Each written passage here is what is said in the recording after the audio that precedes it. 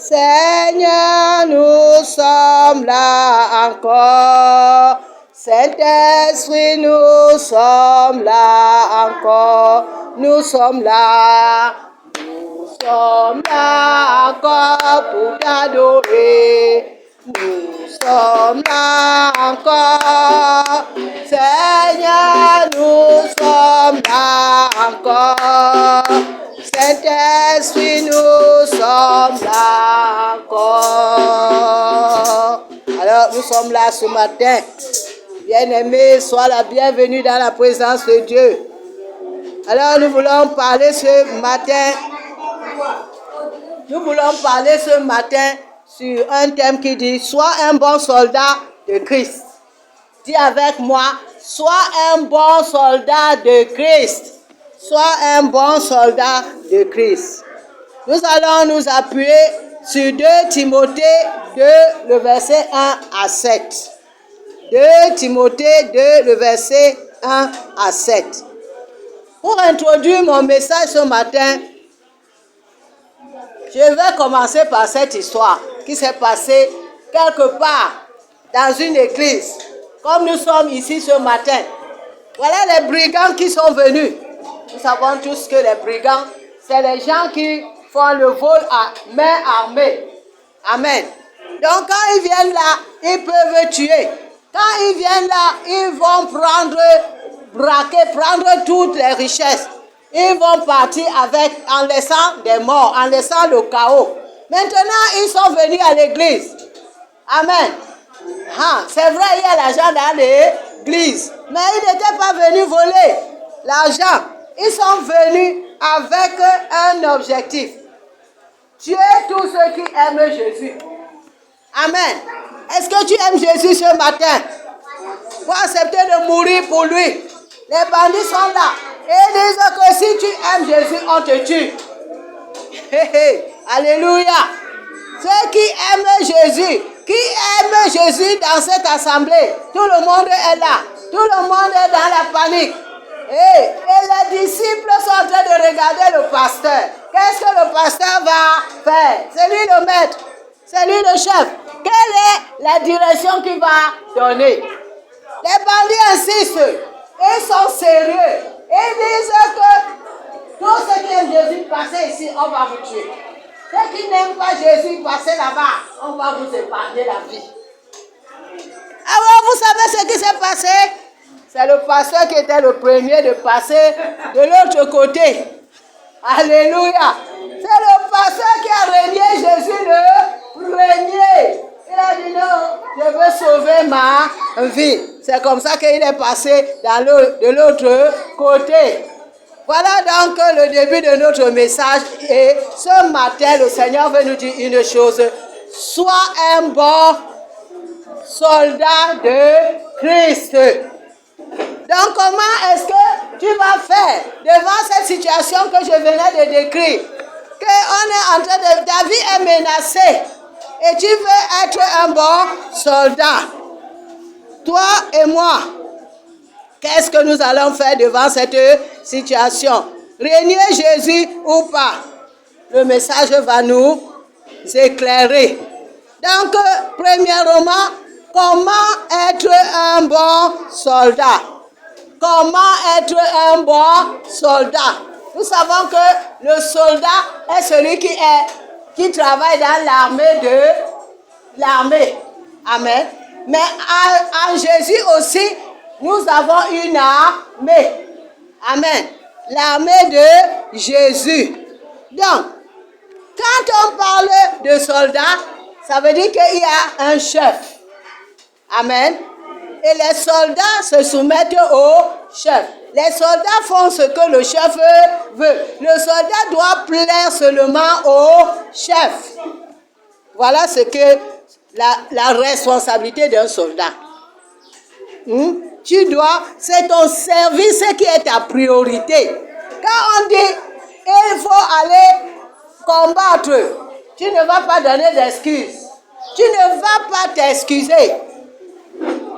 Tu ne vas pas trouver d'excuses. Tu dois seulement te lever. Tu dois seulement partir. même si c'est ta mère qui est morte, même si c'est ton enfant qui est malade, même si c'est ta femme, tu dois seulement partir. Tu ne regardes pas derrière. Parce que le service t'appelle. Nous allons un peu lire notre parole de ce matin. J'ai dit 2 Timothée 2, le verset 1 à 7. Je vais lire un peu. Toi, mon fils, cherche à devenir toujours plus fort grâce à l'amour du Christ Jésus. Ce que tu m'as entendu enseigner devant de nombreux témoins, confie-le à des gens sûrs. Ils doivent être capables eux-mêmes de l'enseigner aussi aux autres. Prends ta part de souffrance comme un bon soldat du Christ Jésus. Prends ta part de souffrance. Est-ce que tu écoutes ça? Prends ta part de souffrance comme un bon soldat. Un soldat qui sert dans l'armée et qui veut plaire à son chef ne s'occupe pas des affaires de la vie civile. Voilà, nous sommes en train de parler de comment être un bon soldat. Ici, on nous dit qu'il y a la souffrance dans le service du soldat. Mais tu dois accepter cela. Tu dois prendre ta part de souffrance. Amen. Tu dois prendre ta part de souffrance. Moi, je vis ici, je vois ici. C'est vrai, nous ne sommes pas nombreux. Mais je me mets à chanter pour tout le monde qui est ici. Hein? C'est ma part de souffrance. Chaque dimanche, je viens ici. Il n'y a plus les appareils. Si on vient ici, on trouve seulement la voix d'une personne. C'est ma part de souffrance que je suis en train de porter. Et la parole nous dit que chacun de nous doit prendre sa part de souffrance. Quelle est ta part de souffrance que tu portes pour l'œuvre de Dieu? Peut-être que le dimanche, tu veux aller à l'église, tu dois marcher à pied. Tu portes seulement ta part de souffrance. Et le Seigneur a dit quoi? Que celui qui veut le suivre doit porter sa croix. Tu ne vas pas porter la croix de Jésus. Tu vas porter ta part de croix. Donc, c'est-à-dire toutes sortes de souffrances que tu vas trouver. Alléluia. Et il dit que en tant que soldat, ne regarde plus les choses de la vie civile. Ces choses-là ne sont pas ta priorité. Non, parce qu'il y a le bouillon aujourd'hui là-bas. Je ne pars pas à l'église, je m'en vais d'abord. C'est que tu n'es pas un bon soldat. Amen. Tu es un bon soldat. Tout ce que tu dois faire, c'est plaire à ton chef. Il est ta priorité. Ce que le chef te demande de faire, c'est ce que tu vas faire. Bien-aimé, est-ce que tu comprends quelque chose? Que ta vie ne t'appartient plus. Tu as donné ta vie à Jésus. Et c'est lui que tu dois servir. C'est lui que tu dois honorer. Tu ne dois plus t'inquiéter des choses de la vie civile. Oh, il y a encore ceci aujourd'hui là-bas. Et il faut encore faire cela. Il faut encore aller là-bas. Il faut, la famille appelle. Ceci appelle. Et Jésus appelle. Tu vas aller où? Tu vas répondre à l'appel de qui? Un bon soldat va répondre d'abord à son patron, à son chef. Souvent, il y a des gens qui disent que aujourd'hui, le Cameroun a le match. Il y a le match. Je ne peux pas aller à l'église parce que l'église, c'est tous les jours. Il y aura toujours l'église. Mais le match là, il n'y aura plus un autre match comme celui-là. Tu n'es pas un bon soldat. Amen. Tu n'es pas un bon soldat si tu penses comme ça. Un bon soldat ne s'occupe pas des affaires civiles. Ta priorité n'est pas d'aller voir le match le dimanche. Ils n'ont qu'à mettre le match un autre jour. Mais quand ça tombe le jour, que tu as rendez-vous avec ton Dieu, que tu as rendez-vous avec ton chef Jésus, tu dois l'honorer. Voilà le bon soldat. Et nous allons continuer et voir le deuxième point. Il y a deux exemples qu'on nous a cités ici. 3. Donc, il y a le bon soldat, comment il doit se comporter. Il y a maintenant un bon sportif. Pour être un bon sportif et pour que tu remportes la victoire, il y a la manière dont tu vas courir. Tu vas courir comment? Il faut courir selon les règles. Il y a des règles qui sont établies. Il faut courir selon ces règles. Il faut que tu te prépares si tu veux gagner la compétition. Il y a des règles qui sont établies. De la même manière, si tu es un bon soldat, la première chose que tu dois faire, c'est de connaître les règles de Dieu. Et les règles de Dieu se trouvent où? S'apprennent où? Elles se trouvent dans la parole de Dieu, dans la Bible. Et tu dois la lire. Et tu dois les connaître. Et tu dois les mettre en pratique. Et tu vas aller à l'école où? Pour apprendre comment mettre en pratique la parole de Dieu. C'est en venant à l'église. Ce n'est pas récent chez toi comme on voit. On voit des chrétiens aujourd'hui qui sont chrétiens seulement dans leur maison. Et qui ont une raison de dire que non. Ce n'est pas en allant à l'église que tu es chrétien. Tu peux aussi être chrétien récent chez toi. Tu es quel genre de chrétien? Donc, si tu veux remporter la victoire, tu es sportif, prépare-toi. Nous connaissons l'histoire du Mont Cameroun. Les gens qui vont courir là-bas au mois de février, ils sont en train de se préparer. Et se préparent au jour le jour. Ils ont même une discipline de l'alimentation. Ils ne mangent pas n'importe quoi. Ils doivent s'alimenter pour que leur corps s'adapte. Alléluia. À l'énergie qu'il faut dépenser pour monter le mont Cameroun et redescendre. Pour que tu ne sois pas essoufflé en route. Ils ont une discipline. Ils sont sous discipline. Bien-aimés, parce qu'ils veulent quoi? Remporter le prix. Amen. Remporter le prix. C'est très important. Ce n'est pas l'amusement. Donc, il dit au verset 5, la parole nous dit, un sportif ne peut gagner le prix que s'il joue selon les règles. C'est de ça que je viens de développer. Tu dois jouer, connaître les règles pour que tu ne sois pas disqualifié. Alors toi, le soldat de Christ, est-ce que tu connais les règles? Amen. Pour que tu remportes cette course que tu es engagé. Tu es engagé de courir avec le Seigneur. Est-ce que tu connais les règles? Est-ce que tu lis tes règles chaque jour? Alléluia. Tu ne vas pas te fatiguer à travailler à gauche, à droite, à te tirer à gauche, à droite. Et après tu viens, quand le moment, tu n'as même pas un moment pour ouvrir la Bible et la lire. Un bon soldat doit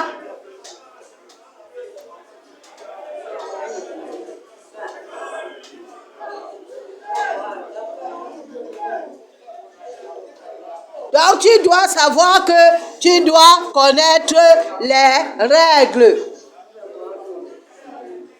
Tu vas connaître les règles. Les règles sont devant toi.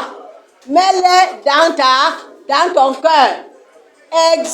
Exécute-les. Mets-les en pratique. Amen. Mets-les en pratique. Mets-les en pratique, mon frère. Mets-les. Ne te laisse pas influencer par ce que tu vois. Alléluia. Ne regarde pas ce que tu vois. Et tout le monde dit, c'est le Dieu de tout le monde. Et c'est le Dieu que ceci. Il y a des choses que tu dois pratiquer, qui montrent que tu es un bon soldat. Nous parlons des soldats. Nous ne parlons pas des sympathisants. Non. Il y a des gens qui sympathisent. Ils ne sont pas de là. Ils attendent seulement que c'est l'ambiance. Tu les vois. Mais ils ne peuvent pas venir payer le prix. Nous le voyons même dans les associations, dans toutes les choses qu'on voit dans le monde. Lui ne peut pas s'engager. Il ne peut pas s'engager. Il ne peut pas faire partie de la société, de la communauté. Mais quand il y a la fête, tu les vois. Alléluia. Ils sont là pour faire grandir le groupe. Et tu les vois. Mais il ne s'agit pas de sympathisants. Mais il s'agit des vrais soldats qui se disciplinent, qui acceptent de se discipliner pour suivre le maître, qui acceptent de connaître la volonté de Dieu. Qu'est-ce que Dieu demande? Qu'est-ce que Dieu attend de moi? Bien-aimé, quitte la foule. Viens dans les rangs de Jésus. Alléluia. Viens, engage-toi pour être un vrai soldat. Pour pouvoir payer le prix. Pour pouvoir plaire à ton maître. La troisième chose que nous allons aborder, c'est travailler dur pour avoir du bon fruit. Un bon soldat doit travailler dur pour avoir le bon fruit. Et nous avons ici l'exemple de quelqu'un qui fait le champ, les cultivateurs. Les cultivateurs, ils vont commencer la saison à se préparer. Ils se préparent pour défricher, pour brûler. Tout ce qu'il faut faire, ils doivent le faire à temps. Ils doivent suivre la saison. La pluie va tomber quand? Ils doivent suivre tout cela pour qu'ils puissent avoir du fruit. Quand tu as fini de faire ton champ, tu dois aussi aller sacler. Donc il y a de l'endurance. Ça demande de l'endurance. Tu dois travailler dur. Parce que tu veux quoi? Le fruit. Et quand tu vas travailler dur, ce n'est pas quelqu'un d'autre qui vient prendre le fruit. Est-ce que c'est quelqu'un d'autre qui va venir récolter? Non, c'est toi d'abord. Et c'est ce que la parole nous dit, je crois au verset 6. Il dit, les fruits de la récolte sont d'abord pour le cultivateur qui a travaillé. Alléluia. Qui a beaucoup, on même beaucoup. Mais si tu ne travailles pas beaucoup, tu vas aller récolter quoi? Tu n'auras rien fait. On voit ça dans les villages. Les mamans qui ne travaillent pas bien, qui ne travaillent pas beaucoup, ils n'auront pas la nourriture. Ils n'auront pas une bonne récolte. Amen. Par exemple, tu as fini de brûler et de s'aimer. Maintenant, tu laisses ton champ dans les herbes, dans la broussaille. Les herbes poussent. Ça étouffe tes plantes. Tu n'auras pas de fruits. Donc, il y a du travail pour celui-là qui veut être un bon soldat. Tu dois être prêt. Tu dois être persévérant. Tu dois être persévérant dans ton travail. Tu dois être discipliné. Bien-aimé, quittons la distraction. Quittons la distraction. Fais-toi un programme avec ton Dieu. Fais-toi un programme avec ton chef. Jésus est le chef qui est venu nous montrer la voie qu'il faut suivre. Suis-le pour qu'il soit avec toi partout où tu seras. Parce qu'il a dit, il sera avec nous. Partout où tu iras, il sera avec nous. Moi, j'ai expérimenté quelque chose dans mon voyage. Je suis arrivée dans une zone où je suis partie présenter mes produits de santé. Alors, j'arrive là-bas, je trouve que le peuple de là-bas, ils sont seulement habitués à payer les comprimés des paniers là, qui coûtent 100 francs. Un comprimé, 25. Et moi, je viens avec des produits tellement excellents et qui ne valent pas 100 francs. Alors, ils veulent confondre ce que moi je vends avec ce qu'ils ont l'habitude de vendre. Je dis non. Moi, j'ai quelque chose de spécial. C'est des produits très, très spéciaux, très bons. Et que tu vas prendre, tu vas sentir l'effet dans ton corps. Alors, je ne les vends pas comme vous pensez. Donc, maintenant, je vais faire comment? Moi, je suis partie pour vendre les boîtes. Hein? Et la boîte la moins chère est au moins à 10 000. Maintenant, je trouve des gens qui veulent les produits de 100 francs. Je vais faire comment? Alléluia. Je vais faire comment? Je vais donc rentrer d'ici sans même rien vendre. Alors, j'étais sur le terrain. Le seul produit que j'étais en train de vendre, c'était le calcium parce que je pouvais détailler ça. Maintenant, les autres, après, quand j'ai vu la demande, que les gens ne pouvaient pas acheter parce que pour eux, c'est cher. Alors, je suis partie. Le Saint-Esprit, Jésus a dit qu'il est avec toi. J'ai préparé mon voyage. Je le lui ai confié. Et il est avec moi sur le terrain. Bien-aimé, il me dit, assois-toi. Prends tes produits. Commence à les diviser pour pouvoir les vendre au moins à 1000 francs. Amen. J'ai fait cela. Je me suis assise. J'ai pris chaque produit, les produits que j'avais là. J'ai commencé à faire le calcul pour ressortir combien de gélules je peux faire à 1000 francs. Alléluia. J'ai écrit tout ça sur le papier. Le lendemain, quand je pars sur le terrain, maintenant, je me retrouve avec des enfants qui ont par exemple la toux. Et moi, j'ai des produits que je sais une chose, je vais seulement les donner aux adultes. Au moins, c'est les enfants qui sont un peu grands, qui peuvent avaler les comprimés. Maintenant, ceux-là qui ont des 2 ans, je vais faire comment avec eux? J'ai déjà perdu un client. Voilà un deuxième qui vient. Alors, quand elle me demande, je lui explique que ton bébé là ne peut pas avaler les gélules ici. L'enfant l'avait au trop 2 ans. Ne peut pas avaler. On va faire comment? Elle est entrée dans la maison. Quand elle ressort, le Saint-Esprit m'a donné la stratégie pour qu'elle puisse payer. Alléluia. Parce que si ces produits guérissent les adultes, ça va aussi guérir les enfants, mais il faut seulement réduire les doses. Alors, le Saint-Esprit m'a montré ce que je devais faire. Et quand elle est venue, je lui ai proposé. Alléluia. Et elle était prête pour payer. Le Saint-Esprit, Jésus a dit, je pars, mais je serai toujours avec vous. Donc, qu'est-ce qui nous empêche d'être des bons soldats? Qu'est-ce qui t'empêche, bien-aimé? C'est parce que nous nous laissons distraire. Parce que nous sommes en train de regarder le monde. Le monde n'a rien à nous donner. Jésus nous a tout donné. Jésus nous a tout donné. Nous devons seulement être focalisés, le regarder pour recevoir la communication, pour qu'il nous communique les choses qu'il faut faire, comment tu dois te tenir pour remporter la bataille, comment tu dois faire. Alléluia. Pour que tu confesses ce que lui, il va honorer. Il va honorer la parole que tu vas déclarer.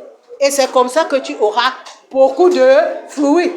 Si je n'avais pas eu la sagesse du Saint-Esprit, je revenais les mains vides. Amen. Mais j'ai écouté le Saint-Esprit. Je n'arrêtais pas de lui poser des questions. Tu sais que j'étais présenté que je viens ici. Alors, tu dois me soutenir. Donc, pour avoir le fruit, tu dois beaucoup travailler. Tu dois presser dans la présence de Dieu, jour et nuit. Tu dois presser, mon frère, ma soeur, dans la prière. Presse pour demander la direction à ton Dieu. Alors, réfléchis à ce que le Seigneur te dit. Le Seigneur te fera tout comprendre. Réfléchissons à ce que le Seigneur dit. Qu'est-ce qu'il a déclaré? Quand tu ne connais pas ce que le Seigneur a dit, tu ne peux pas t'accrocher à ses paroles, à ses promesses. Tu ne peux pas. Alors, nous allons voir que Jésus est notre modèle. Amen. Jésus a marché sur cette terre. Et il nous a montré l'exemple.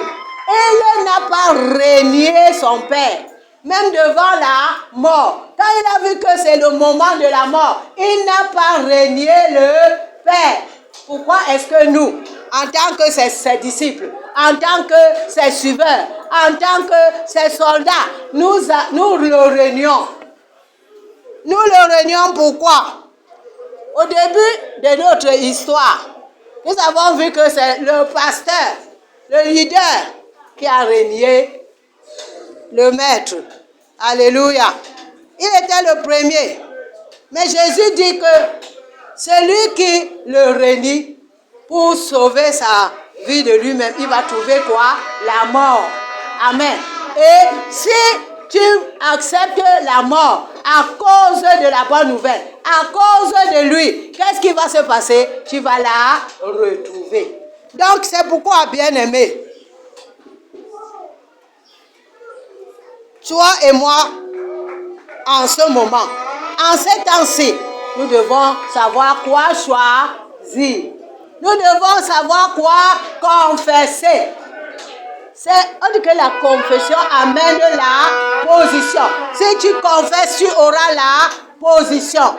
Si tu ne confesses pas Jésus, c'est ce que tu vas confesser qui va t'arriver. Amen. C'est ce que tu vas confesser qui va t'arriver. Bien-aimé, je crois que je communique quelque chose à quelqu'un ce matin. Confesse ton appartenance à Jésus. Même s'il faut que tu meurs, même s'il faut que la maladie là te tue, même s'il faut que la famine te tue, confesse seulement que toi tu es avec Jésus. Tu es avec Jésus. Amen. Tu es avec Jésus. Jésus, il est le maître de tout. Jésus a donné sa vie pour nous. Alors nous devons le confesser. Nous ne devons pas le renier. Tu ne dois pas renier Jésus, mon frère, ma soeur. Quoi qu'il arrive, qu'on te menace, il y en a qui sont là pour chercher à nous fermer la bouche. C'est leurs bouches qui vont se fermer. C'est ceux qui ne savent pas que Dieu est en train de parler. Toi, tu oses faire le bruit pour troubler. Non, c'est ta vie que tu es en train de troubler. Tu verras ce qui va t'arriver. Ce qui va t'arriver, tu ne sauras plus quoi faire. Parce que c'est Jésus que tu as méprisé. Si tu crois que tu es en train de mépriser le serviteur de Dieu, ou bien l'œuvre de Dieu qu'on est en train de faire, tu es en train d'allumer les charbons ardents sur ta tête. Et tu vas avoir cela. Ça va arriver. Ça ne va pas dépasser un jour. Demain ou plus tard, tu verras ce qui va t'arriver. Si tu ne crains pas Dieu, si tu ne crains pas Dieu, fais comme tu veux.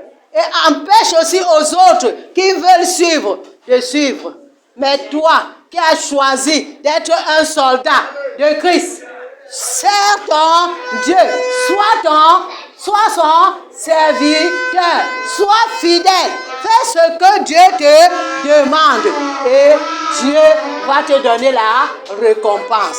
Qu'il bénisse sa parole et qu'il nous bénisse au nom puissant de Jésus. Nous allons prier parce que il y a une parole qui a dit que ton amour pour Jésus va te fortifier. Alors je veux que tu pries ce matin en disant: Seigneur, fortifie que mon amour pour toi me remplisse de force, me remplisse d'énergie. Je veux que tu pries, bien-aimé. Prie. Parle à Dieu que parce que je t'aime, que ton amour me donne la force, que ton amour me remplisse de force, que ton amour me fortifie chaque jour. Bien-aimé, confesse ces paroles, déclare cela. Il a dit que ce que tu as appris, bien-aimé, tu as appris beaucoup de choses. Certains d'entre nous ici sont là depuis 18 ans. Tu as appris. Jésus dit que ce que toi tu as appris, enseigne-le à d'autres personnes. Et ces personnes que tu enseignes vont aussi enseigner à d'autres. Hein? Ils vont enseigner à d'autres. Bien-aimé, enseigne. Tu connais quelle parole? Enseigne-la à d'autres. C'est le travail que Jésus te donne ce matin. En tant que son soldat. Amen. En tant que son fidèle soldat. Enseigne. Même si c'est une parole que tu connais. Dis à quelqu'un, prie chaque jour. Et qu'il commence à prier. Et que lui aussi, il encourage quelqu'un à prier. C'est comme ça. Bien-aimé. C'est comme ça. Alors, prie en disant, Seigneur, que ton amour, mon amour que j'ai pour toi, me renouvelle les forces. Que je sois fort, que je puisse me tenir pour toi. Prie au nom du Seigneur. Père, au nom de Jésus.